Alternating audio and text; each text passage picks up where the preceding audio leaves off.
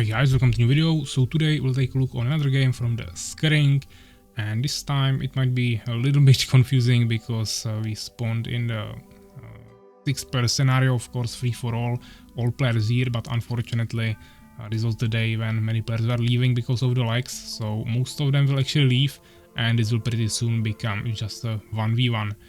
There will be one more player who will actually want to stay there, but he will be defeated.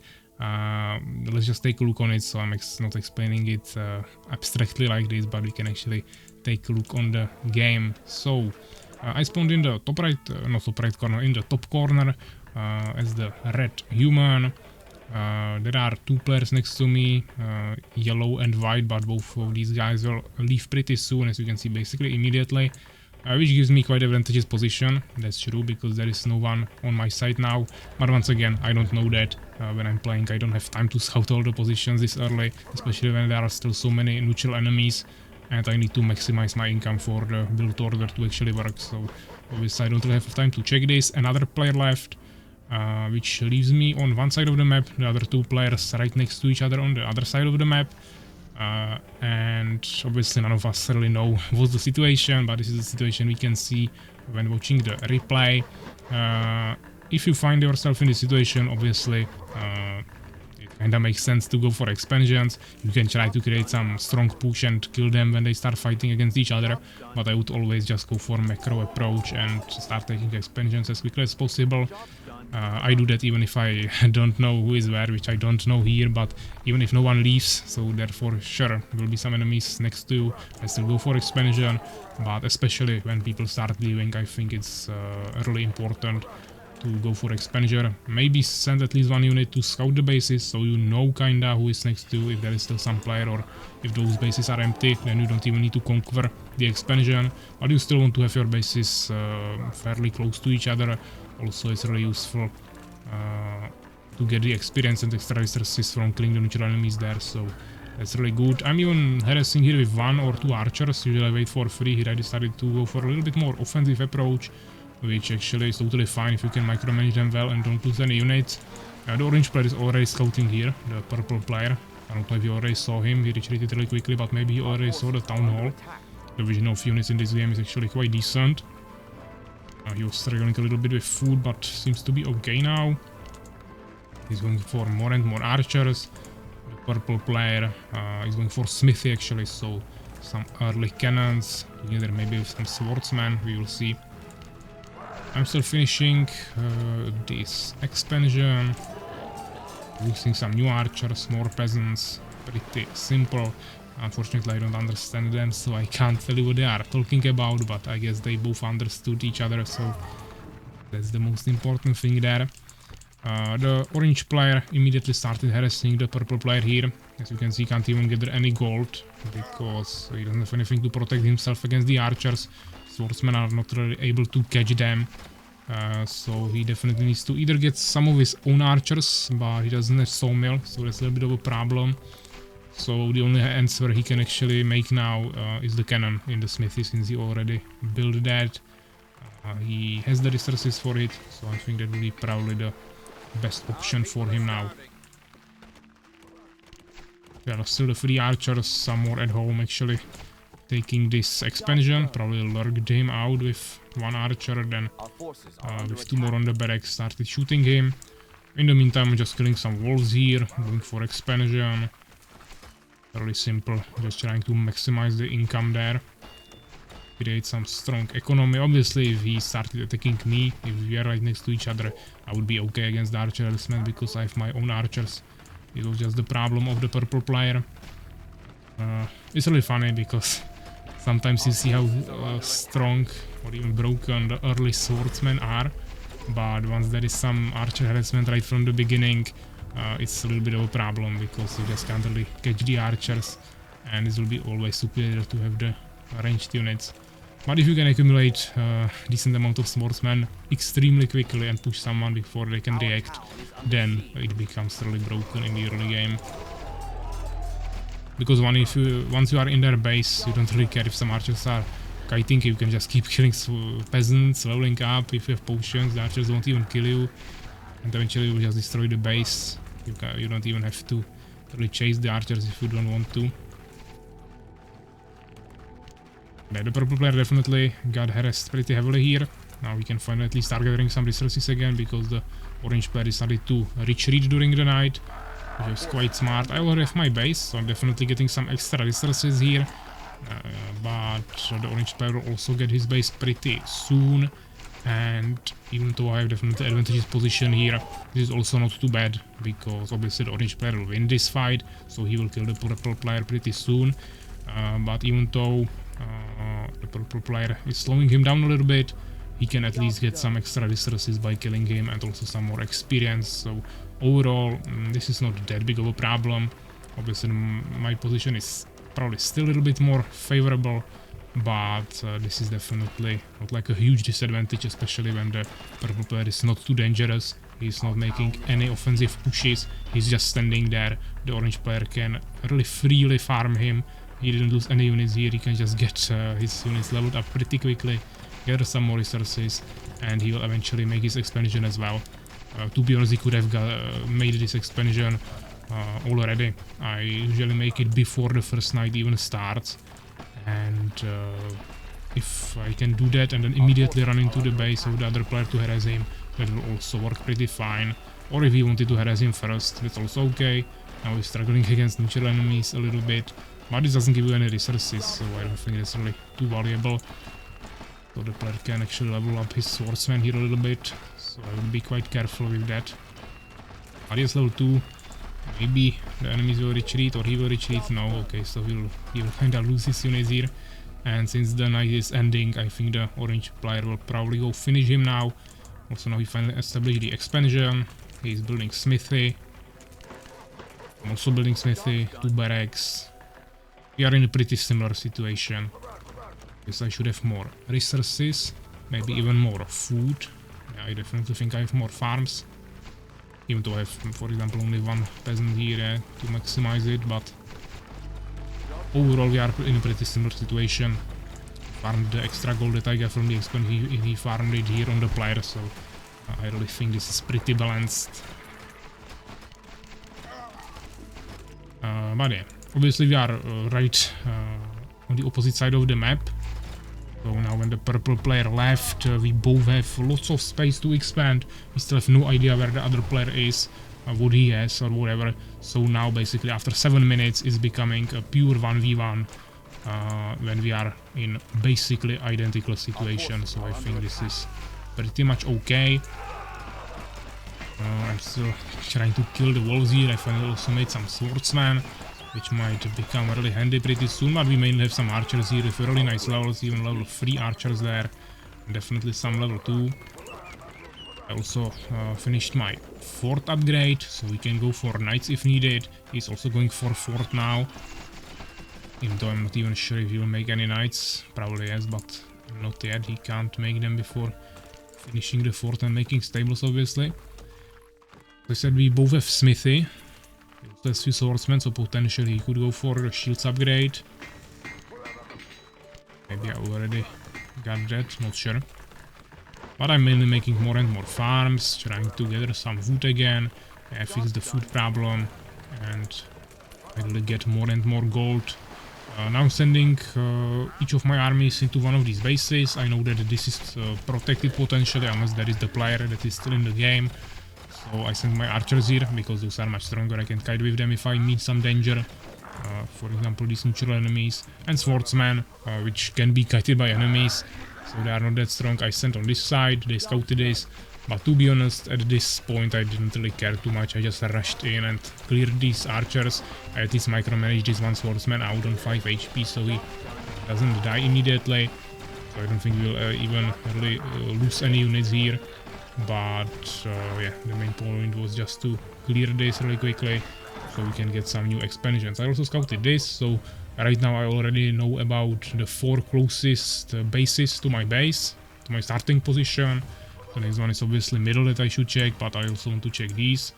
And this will basically tell me that he had to either spawn here, here or here, and all 3 positions are pretty far away.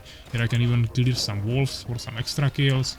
The orange player is now finishing the buildings, gathering Actually, you don't probably get any resources for destroying the farmhouses, but just clearing the space and now preparing another base in this location. He's actually struggling with food a little bit. He definitely has too few farms. It's way more. Now we finally have the stables as well. We have already multiple knights there. He also already has fort, so he could make knights if he wanted to. Instead he went for 3 barracks, which I actually don't have yet, so we should have faster production now. As I said, we also both have smithies, so that's not an advantage for me. But here I'm actually getting so many free kills. Here I also cleared the outpost. Here I'm killing more goblin archers to get this expansion, and overall we are getting map control, scouting information, and also lots of resources from these kills, because I don't think I lost a single archer here. And I'm killing basically everything. Most of them should be level 3 by now. Also still few level 1s here, but not a big problem. Small kiting, we don't lose even any HP. And if I need to, I can always go and buy some potions in one of the front bases I built recently. We probably lost some swordsmen here. I think I had more than 4, but we were fighting the bandits.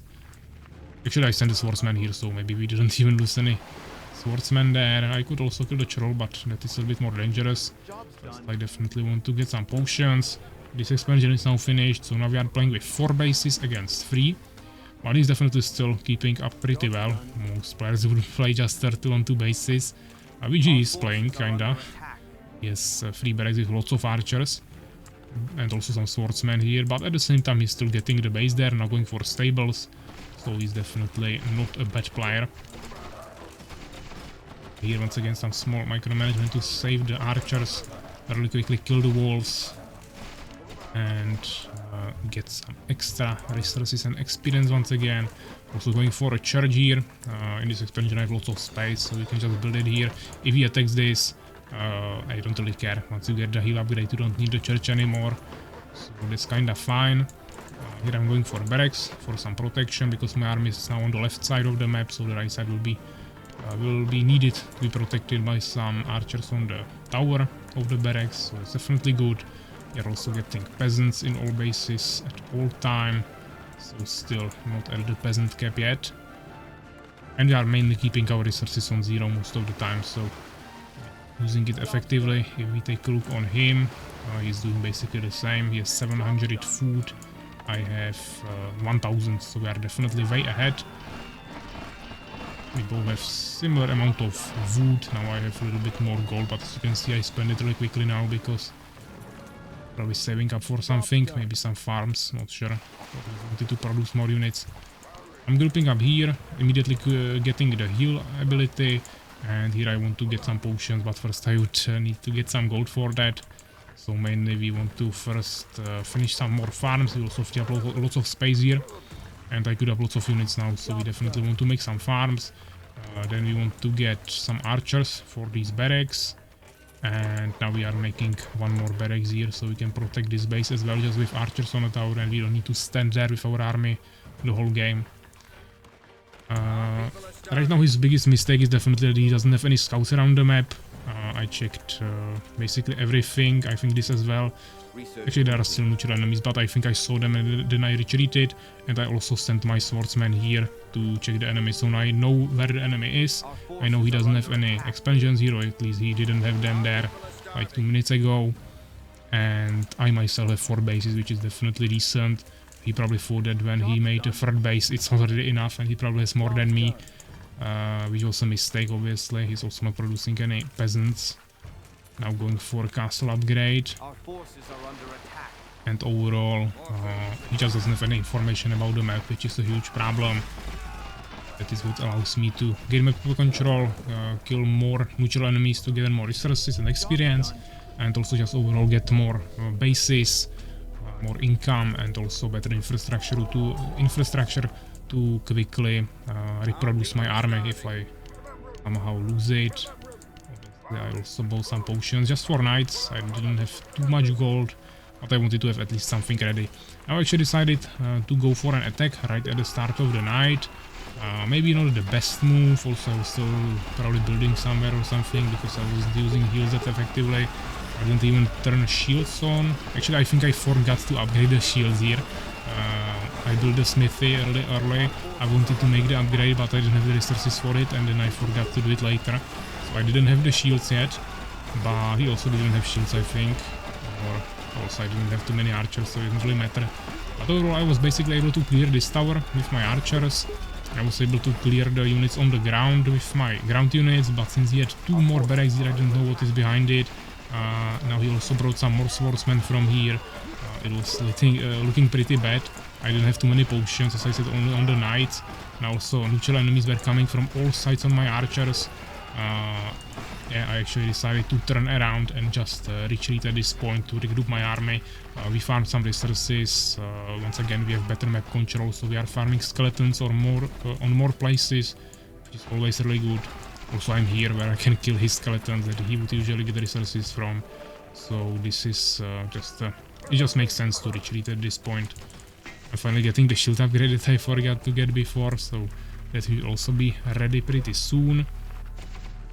He's also getting some resources here, but this position is actually quite bad for farming skeletons. I don't think they spawn in the water, maybe, which means they just spawn really far away from you. There are the wolves, and overall this is just not the best position to farm the skeletons. But yeah, I'm just coming back, killing some more neutral enemies on the way. He has knights, but I don't think I saw church yet, so he probably doesn't have the heal ability anyways, which is a huge advantage for me.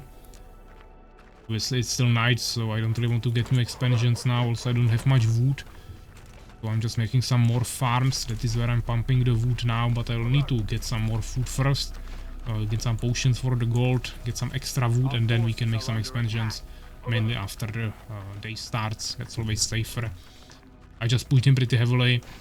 I know that he doesn't have too many bases. He can potentially have this one, which he has, but outside of that I'm pretty sure he can't really have many more, unless he built this really like a few minutes ago. Or the one in the middle potentially, I wasn't there for a while.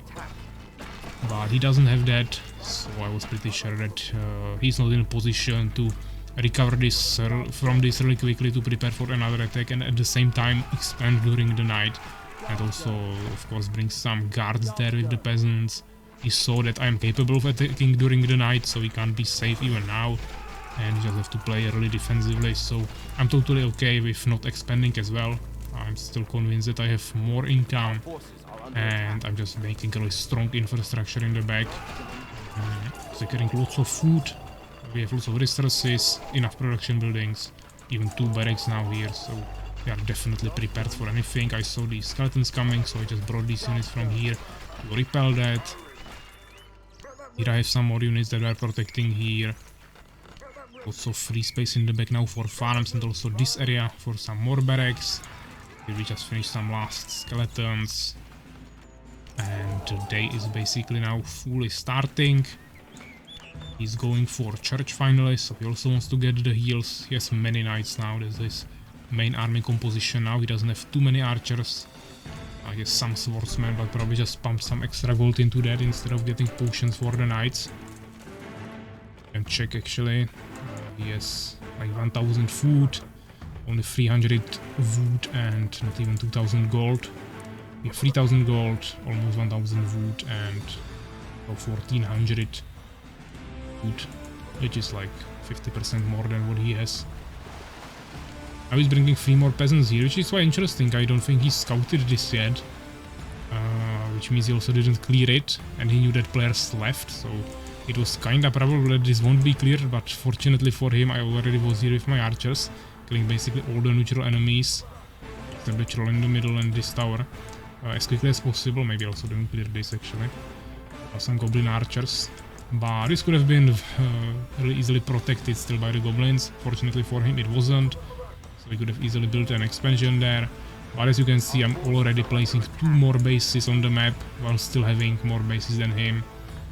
So this won't really change much. Now I decided to finally clear the last remaining neutral enemies.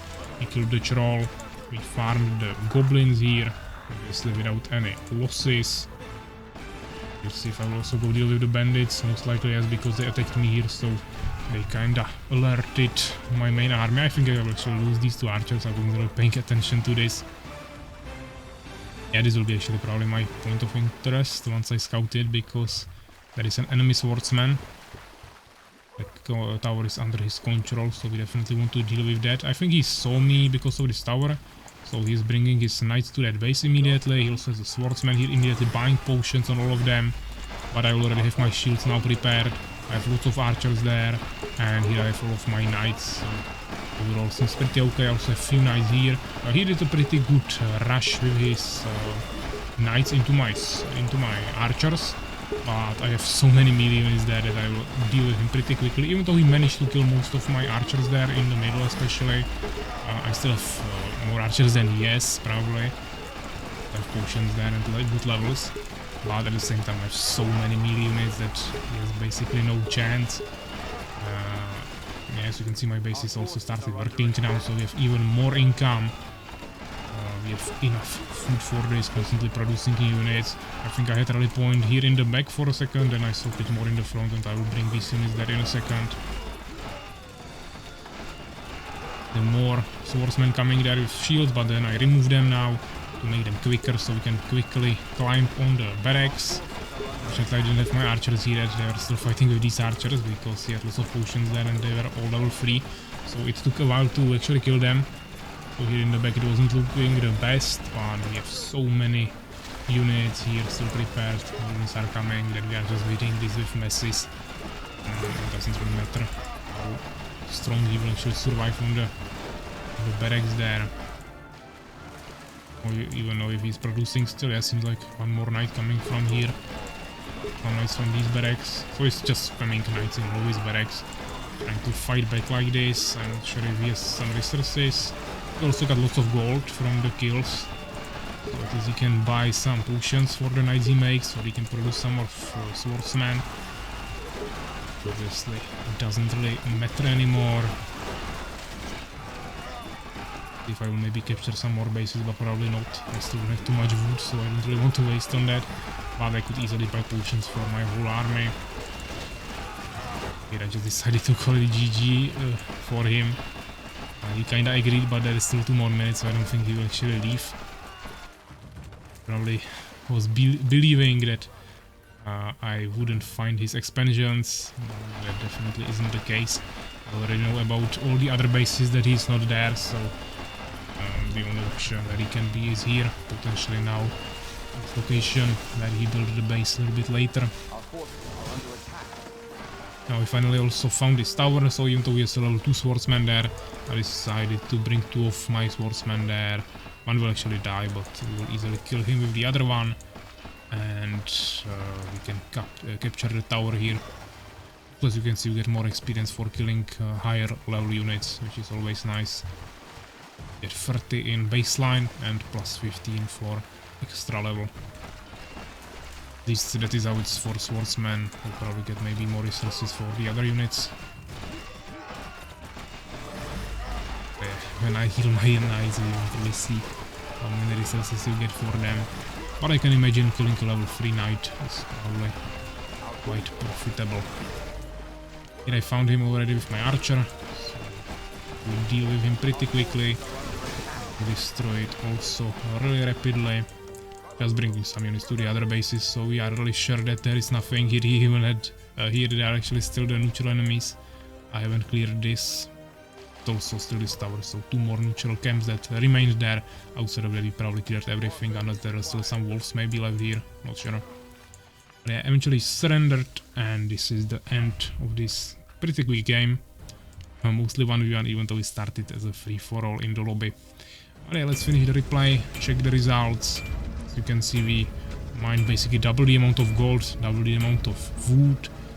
Also like 100 more units, definitely way more kills, much better kill ratio overall. The purple player actually didn't kill a single unit there. Definitely pretty sad. He just got harassed pretty heavily by the archers, and after that he just lost to the neutral enemies. As I'm saying, this wasn't too much of a handicap for the orange player. It maybe slowed him down a little bit, but he just got 3 kills there without losing a single unit, because the purple player didn't kill anything. In terms of constructed buildings, we constructed 38 against 21, so definitely really good. And the neutral enemies, I talk about this in every single video. every single game is just so important to kill the neutral enemies. Obviously here I gained much bigger advantage in resources because of this, and also the normal kills, but the neutral kills are still really important. And I was also able to really quickly level up my small group of archers that I had right from the beginning by walking around the map, which was also because of scouting. I wanted to see what's around the map actually and where is the enemy, but also I managed to kill all the neutral enemies there and gain some really quick levels and resources that just helps you to start much quicker. And once you get into the late game, you obviously want to capture the whole map, spread your army a little bit and gather as many neutral enemies during the night as you can, because that gives you the most skills, of course, in the late game. But yeah, I hope you enjoyed this game, and I want to see you next time. Bye.